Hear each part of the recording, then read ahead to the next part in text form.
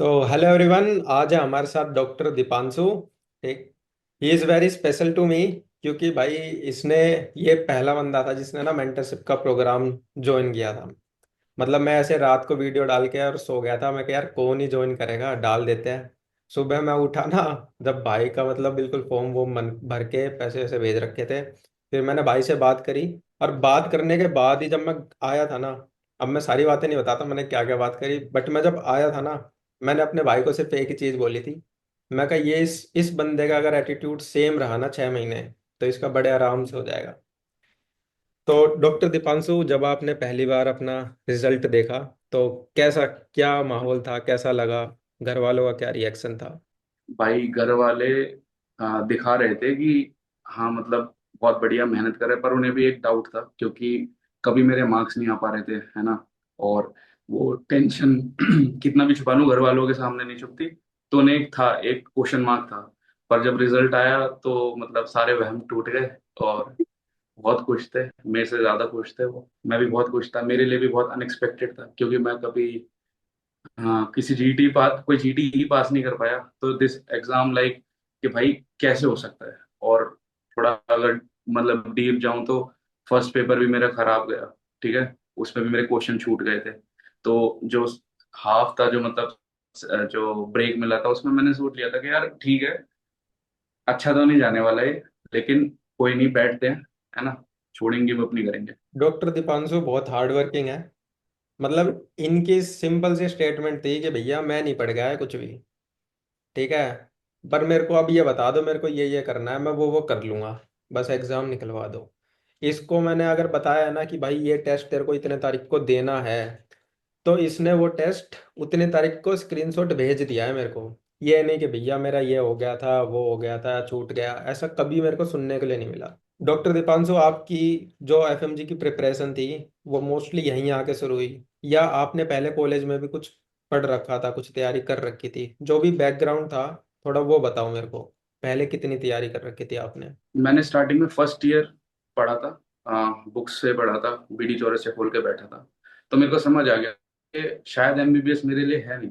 उसके बाद मैं अपने स्पोर्ट्स में इंडल्ज हो गया था, बिल्कुल 100% तरीके से। मैंने स्पोर्ट्स में मतलब वहाँ पे मेडल्स भी जीते, अच्छी इन्वॉल्वमेंट करी, मतलब किसी चीज में अच्छा टाइम दिया। और पढ़ाई कैसे था, मैंने कोचिंग, ऑनलाइन कोचिंग प्रोग्राम भी ले रखा था, लेकिन मैं कुछ कर नहीं पाता था क्योंकि वो video was like very lengthy. और मेरे लिए लाइक था ही नहीं। मैं समझ गया था कि शायद मैं नहीं कर पाऊंगा ये चीज। और मैंने बिजनेस में अपना टाइम इन्वेस्ट किया, ठीक है, फिफ्थ ईयर से सिक्स ईयर में। तो मैंने आपको बताया भी था कि मैं जुलाई 2024 में आ गया था, है ना। एक महीने अराइज करी थी, 26 दिन करी थी। उसके बाद दोस्त को पकड़ा के मैं अपने कजाकिस्तान बिजनेस करने स्टार्ट कर दिया था। तो वो तो अनदर स्टोरी है। पर हाँ, ये है कि मेरे को पता था जब मैं यहाँ आया था कि F M G is not for me, ठीक है। क्योंकि शायद मैं सबकॉन्शियसली ये दिमाग में बिठा लिया था कि मेरे को एग्जाम नहीं देना, मेरे को कुछ और करना है ना। तो वो ये, लेकिन वो ये समय का कुछ नहीं पता, समय बहुत बलवान है ना। ऊपर से नीचे भी गिराता है, नीचे से ऊपर भी ले जाता है। तो वो ये भाई सिखा दिया। 8 महीने का वीजा का वो गैप मिल गया मेरे को कि कुछ नहीं कर सकते 8 महीने। मैं आते आते एक जगह से दूसरे शहर जा रहा था। मैं मेरे पास मिस्ट की वीडियो देख रहा था, कहीं से विपिन भाई मूंछों वाले एकदम पॉपअप हुए। और भाई वो 1 घंटे की वीडियो थी। मैं ट्रेन में देखते देखते आया, उसे मैंने रिकॉर्ड करी बकायदा, क्योंकि ट्रेन में इंटरनेट नहीं आता, है ना। हम्म। तो रिकॉर्ड करके रखा। तो मैंने भाई सोच लिया था ये भाई है ना, मतलब एग्जीक्यूटिव समझ आती है इतनी, है ना, कि कौन कितना घुमा रहा है और कौन कौन को डायरेक्ट, है ना, चीजें रख रहा है। तो मैं कहा बस भाई से बात करते हैं। तो मैंने आपसे आपसे पहले बात तो नहीं करी, मतलब मैं डायरेक्ट सर से, मतलब मैंने, क्योंकि आपके थ्रू पता चल गया डॉक्टर भगवान कोई है। तो बिकॉज ऑफ यू मैं डॉक्टर भगवान सर से जुड़ा। एंड देन आपसे जैसे ही आपने प्रोग्राम लिया, मतलब मेरे को ऐसा था भी नहीं कि मैं प्रोग्राम ज्वाइन करूंगा।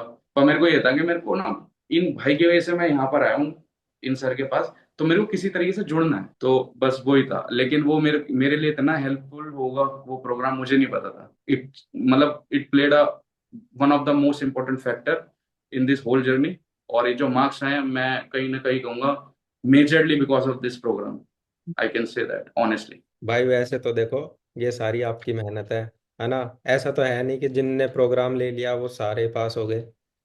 हर बच्चे की खुद की जी मेहनत भाई। होती है। डीबीसी बहुत अच्छा है, क्योंकि बहुत ना कंसाइज मटेरियल है उसका। बट उसका ये मतलब नहीं ना कि जो भी बच्चा डीबीसी में पढ़ रहा है वो पास हो गया। जो बच्चा मेहनत करता है ना वो हाँ पास जी। होता है। तेरी मेहनत तो मैंने देखी है लिटरली। सबसे मेहनती था तू। अगला क्वेश्चन ये है, मेंटरशिप तूने कैसे ज्वाइन करी ये सबको बता दिया तूने। मेंटरशिप का क्या रोल रहा, क्या फायदा मिला तुझे, अगर कोई ज्वाइन करना चाहता है तो वो क्या एक्सपेक्ट कर सकता है, उसे क्या क्या चीजें मिलेगी। भाई सिंपल है, सीधे सीधे तरीके से रखूंगा। आपको ना ये चीज ऑफ ट्रैक नहीं होने देगी। आपको एक तरीका दे देगी, एक कैटलिस्ट का काम करेगी कि आपको ना इधर जाने की जरूरत, इधर आपको जो मत्था जो मारना होगा ना, वो भाई मारेंगे, आपको नहीं मारने की पड़ेगी। सबसे बड़ा इंपॉर्टेंट फैक्टर ये जो जर्नी है, इसमें स्ट्रेस बहुत होगी, डिप्रेशन जैसे स्टेजेस आएंगी। तो उनको काउंटर अटैक करने के लिए ना ऐसी चीजें जो कि मेरे ख्याल से बहुत कम लोगों को पता है, और जिन्हें पता है तो वो कहीं और है, और मेरे को नहीं पता इतनी अच्छी मेंटरशिप कहीं मिल सकती है। भाई के पास अगर आप जुड़ते हो तो भाई भाई बिल्कुल एकदम एग्जैक्ट स्पेसिफिक तरीके से बताएंगे आपको, ये करना है, from A to B point जाना है, सिंपल।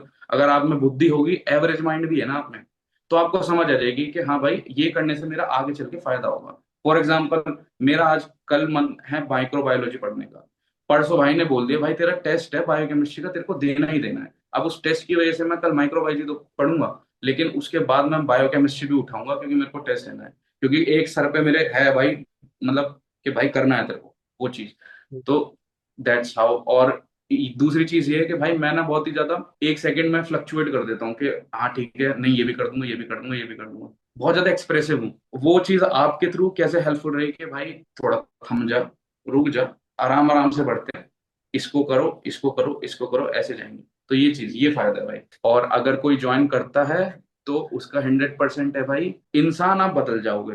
रिजल्ट निकले या ना निकले, आपको डिसिप्लिन, ठीक है, आपको तरीका, आपको कंसिस्टेंसी, आपको पढ़ने वाला बच्चा क्या होता है ना, वो चीज समझ आ जाएगी। और मोस्ट प्रोबेबली आप रिजल्ट भी निकाल दोगे, मतलब 95% है, निकाल दोगे आप। बाकी 5% लग, बहुत चीजें, बहुत और भी फैक्टर्स हैं। Thank you so much. अगला क्वेश्चन, जो भी तेरा मतलब डेली का रूटीन रहता था, वैसे तो हमने शुरुआत में फिक्स किया था कि ये चीजें करनी है, बट फिर भी बच्चे का हर किसी का अलग रहता, तो तेरा जो डेली रूटीन रहता था थोड़ा उसके बारे में बता। भाई पहले तो मैंने कोशिश करी थी कि थोड़ा सा ना जो फर्स्ट स्लॉट होता है वो क्लास से पहले का 1-2 घंटे का वो निकालने की कोशिश करूं, पढ़ाई करूं।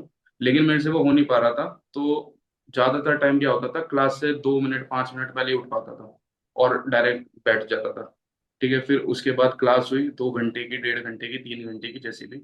उसके बाद भाई मेरे को नींद चाहिए होती थी, मैं नींद लेता था। फिर उसके बाद मैं बैठ जाता था, जो रिवीजन जो पढ़ाया वो रिवाइज करता था, या फिर मेरे को क्वेश्चन लगाने होते थे वो करता था, या फिर जो प्रीवियस डे का मेरे पे जो बैकलॉग पड़ा होता था उसे क्लियर करता था। तो और फिर दूसरी क्लास हो जाती थी। मतलब डीपीसी का फायदा ये है, आपको अच्छी तरीके से ना बाइंड अप करके रखेगा पूरा दिन आपका। ये नहीं कि आप इधर उधर, और सेचुरेशन भी नहीं होगा क्योंकि क्लास इतनी ज्यादा नहीं होती, छुट्टियां भी मिलती है। ठीक है, तो इस तरीके से मेरा दिन जाता था। बाकी मेरा कभी ऐसे नहीं है कि मैंने टाइम टेबल बनाया, और भाई अगर सच बात बताऊं तो आप भी जब बनाते थे तो उसमें भी थोड़ी थोड़ी गलती कर देता था कि मतलब एकदम 100% नहीं देना। तो ये था मेरे साथ थोड़ा, शायद कोई बच्चा ना करे तो और अच्छा रिजल्ट निकाल देता। तो अभी जो बच्चे एफएमजी की तैयारी कर रहे हैं, कौन सी दो तीन मिस्टेक है जो तेरे को लगता है उन्हें नहीं करनी चाहिए। शायद amount of material matters according to me. क्योंकि मैंने बहुत इंटेलिजेंट बच्चे देखे हैं इस क्लास में जो बस रह गए, और उनको इतनी नॉलेज थी ना भाई, इतनी नॉलेज थी, वो 2 सेकंड में आंसर बताते, उसको मेरे को 25 सेकंड लगते थे बताने में। वो मैं देख रहा हूँ, उनके सेम मेरे जितने मार्क्स आए हैं, मेरे से कम मार्क्स आए हैं, और जो फेल भी हो गए। ठीक है, तो इंस्टेड ऑफ के मतलब ये भी वो भी, ये भी वो भी करने की जगह आप कंटेंट अपना कम रखो, स्पेसिफिक रखो, और उसकी मल्टीपल रिवीजन लगाते रहो। तो पहली गलती यही करते हैं हर, कि ये भी कर लेंगे वो भी कर लेंगे, है ना, एक तरीका नहीं रहता। दूसरा मुझे लगता है भाई पॉजिटिव एटीट्यूड। ये जर्नी बहुत ज्यादा स्ट्रेसफुल है। अच्छे अच्छे आदमी का जो सोचता है ना कि मैं ये करके दिखा दूंगा, मैंने ये कर रखा है, ये तो एक एग्जाम ही है, बैठ के पढ़ना ही तो है, भाई सारे जमीन पे फेंक के मार देता है। सारा कॉन्फिडेंस उतर जाएगा, मेरे को पता है, क्योंकि मैंने तो ये मान लो भाई इन 4.5 महीने की जर्नी में मैंने घर रूम के बाहर का रोड ही नहीं देखा, इस तरीके से था। ब्लिंकिट से मंगाता था, मॉन्स्टर खाने का मम्मी पापा कर ही देते। तो बस यही था, खाना पीना अपना और पढ़ाई करनी। तो बहुत स्ट्रेसफुल हो जाता है। तो उस स्ट्रेस को कैसे सूडो कॉन्फिडेंस लेके उसको मेंटेन रखना, पॉजिटिव है, क्योंकि जिस थोड़ा सा भी खराब हुआ ना, कोई आदमी उस स्ट्रेस के चक्कर में 2 घंटे खराब कर रहा है, तो अगला आदमी 2 दिन भी खराब करके बैठ जाएगा। तो अपने आप को सूडो कॉन्फिडेंस देते रहो कि नहीं कोई दिक्कत नहीं, ये नहीं तो ये नहीं तो ये कर ही देंगे। तो वो एटीट्यूड रखो, वो बहुत बड़ा मैट चेंज करेगा। तीसरा भाई कि कंसिस्टेंट रहो, लाइक बहुत ही मतलब लेमन यही तरीका है कि ये जो चीजें है ना, बेसिक चीजें, उनको रखो, कॉम्प्लेक्सिटी आप खुद ही कर दोगे। हम्म। वो आप हर स्टूडेंट जानता है, उसका तरीका है, हर सबका अलग अलग। अभी बीच में तेरे साथ कोई मेडिकल इशू भी हो गया था प्रिपरेशन के वक्त, है ना? उसमें भी काफी हाँ जी। टाइम गया था तेरा। तो थोड़ा उसके बारे में बता, उसको कैसे संभाला तूने? क्योंकि उस वक्त ना, अगर तेरी जगह कोई और होता ना, खत्म था उसका एग्जाम, वो नहीं कर पाता इतना। तूने कैसे खुद को संभाला? क्या हुआ था उसके बारे में बता थोड़ा। भाई मेरे ना मोलार टूथ में कैविटी हो गई थी, और उसकी वजह से बहुत ज्यादा इन्फ्लेमेशन होने लग गई थी, स्वेलिंग होने लग गई थी। तो मैं गया डेंटिस्ट के पास, उसने कहा कि आपका ये भी अफेक्टेड है और दूसरा वाला भी अफेक्टेड है। कह रहा और दूसरे जो ऊपर है वो भी थोड़े थोड़े अफेक्टेड है। तो मैं कहा आप कहना क्या चाहते हो? मैं वो कह रहा आपको निकालने पड़ेंगे ये सारे, है ना, इस तरीके से। तो मैं कहा कितना टाइम जाएगा सर इसमें? तो उन्होंने कहा आप ये मान लो कि एक हफ्ता तो मतलब स्वेलिंग इन्फ्लामेशन ये सभी, तो 2 हफ्ते आराम से जाएंगे। तो भाई मैंने कहा ठीक है मैं आता हूँ अगले दिन। बस फिर मैंने नंबर ही ब्लॉक कर दिया उनका, ना कॉल आएगी ना कुछ झंझट, मैं बढ़िया अपना बैठा भाई। मैंने स्टार्ट करी पेन फॉर पेन मेडिकेशन और एंटीबायोटिक्स। ठीक है। मैं कहा, और ये बहुत ही हो सकता है बहुत ही स्टूपिड डिसीजन हो, क्योंकि क्या इसकी कॉम्प्लेक्सिटी मुझे भी नहीं पता था, पर मुझे लग रहा था यही सही है भाई। मैं अपना एक भी, क्योंकि बिल्कुल प्रिपरेशन के लास्ट फेज में हुआ, मतलब जो भी चीज मेरे साथ होती है ना, वो एकदम क्रिटिकल फेज में धप्पा करती है। तो इसी तरीके से मेरे साथ ये हुई थी। ठीक है। तो फिर उसके बाद भाई मैं लगा रहा, लेकिन वो बहुत ही मुश्किल था मेरे लिए, मैं झूठ क्यों ही बोलूं।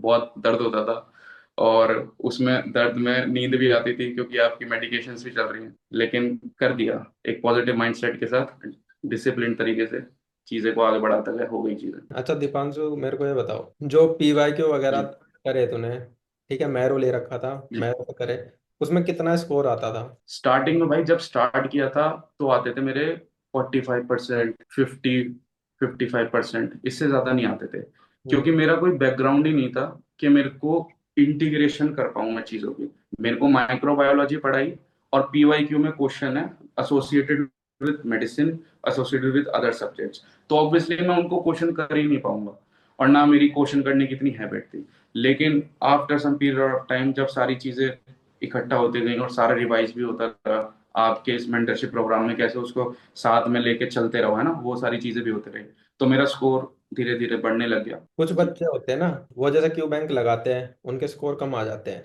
मान ले 40%, 30%, फिर वो ऐसे हो जाते हैं कि अगली बार क्यू बैंक जी। लगाते ही नहीं है। उनको डर सा लग जाता है।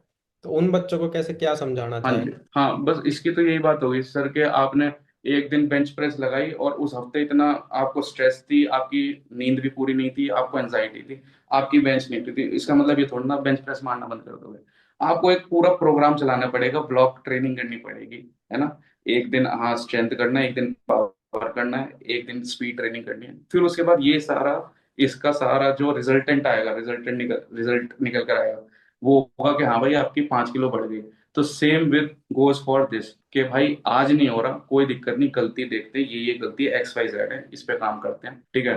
मैंने पहले ही बोल दी थी ये बात कि सूडो कॉन्फिडेंस रखना है, कि आप कुछ भी नहीं हो, लेकिन आपको रखना है हमसे ऊपर कोई नहीं है।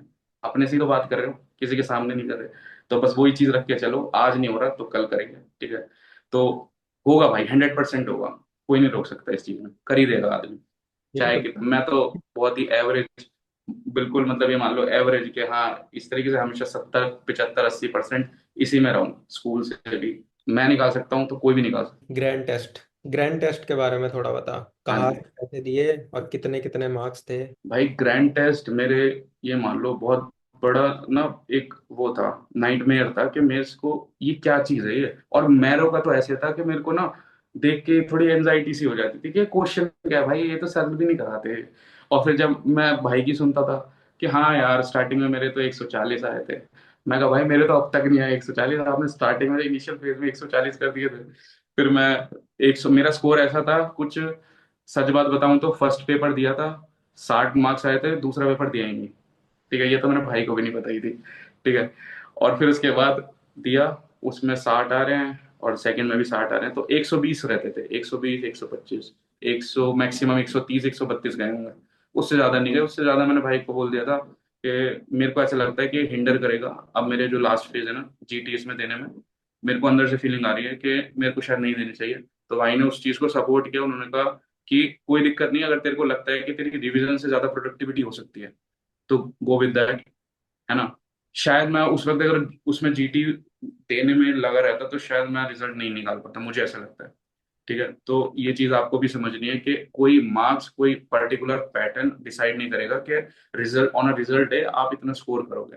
भाई आप एक तरह से, वो आपको सिखा रहा है, आपको पता नहीं रहा कि हाँ इतना आएगा तो आपका ये लेवल है। ऑफ कोर्स वो भी चीज है, फैक्टर है, बट द थिंग इज कि वो प्रिपरेटरी फेज है। आप करो गलतियां, 100 गलतियां करो, बट एट द एंड सीखो उससे और आगे बढ़ो। नहीं आ रहा, ठीक है, हम पढ़ेंगे, हम रिवाइज करेंगे। कुछ बच्चे थे, ठीक है, उन्होंने बहुत तैयारी करी बट स्टिल वो फेल हो हाँ गए। जी। तो जो बच्चे फेल हो गए, वो कैसे खुद को मोटिवेट करे, उनको क्या करना चाहिए, तेरी क्या एडवाइस है उनके लिए? जी भाई, इस टाइम पे सब कह देंगे हार मत मानो, पॉजिटिव एटीट्यूड रखो, डिसिप्लिन रहो, कंसिस्टेंसी, चार चार पांच शब्द है हर किसी के मुंह पे इस टाइम पे ना, आदमी के, और वो बोल देंगे और वो आदमी कहेगा थोड़ा साइड हो भाई, हम कर लेंगे, कोई दिक्कत नहीं। लेकिन भाई देखो, मुद्दे की बात यह है कि आज नहीं तो 10 दिन बाद, 10 दिन बाद तो 1 हफ्ते बाद, 1 महीने बाद आपको बैठना ही पड़ेगा। ठीक है, तो बिल्कुल चिल फन वाले माहौल से स्टार्ट करो दोबारा। जो गलतियां हैं आपको पता है, इंडिविजुअल को पता है कि ये मेरी गलतियां हैं, उनको रिपीट ना करें, और बिल्कुल शून्य से स्टार्ट करो। चाहे तुम कितने, तुम्हारे 149 भी आए ना, तुम शून्य पे आ जाओ, ये जर्नी दोबारा से स्टार्ट करो। एक दिन बुरा लगेगा, दूसरे तीसरे दिन आदत, चौथे दिन आदत बन जाएगी कि हाँ भाई सुबह उठ के मेरे को ये करना है, शाम तक मेरे को क्वेश्चन लगाना है। जो आदमी आज वो तुम्हें बोल रहा है कि भाई नहीं हुआ, ठीक है, 6 महीने बाद वही बोले भाई कंग्रेचुलेशन, बहुत बढ़िया, हमें तो पता ही था, ये तो समय होता है, ऐसे कर देंगे। तो दुनिया का फैक्टर हटा दो, दुनिया तो भगवान को भला भला बुरा बोल देती है, तो तुम तो इंसान ही हो, है ना। तो कोई दिक्कत नहीं, लगे रहो भाई, छोड़ना मत। और ये तो बहुत ये अरीना है, बहुत बड़ा खिलाड़ी है, ठीक है। मेन काम है तुम्हारा लड़ने का, ठीक है। ऊपर वाला देख रहा है, वो डिसाइड करेगा, जीत मिलेगी आज नहीं तो कल, पर मिल जाएगी, बस डटे रहो, पर लगे रहो बस।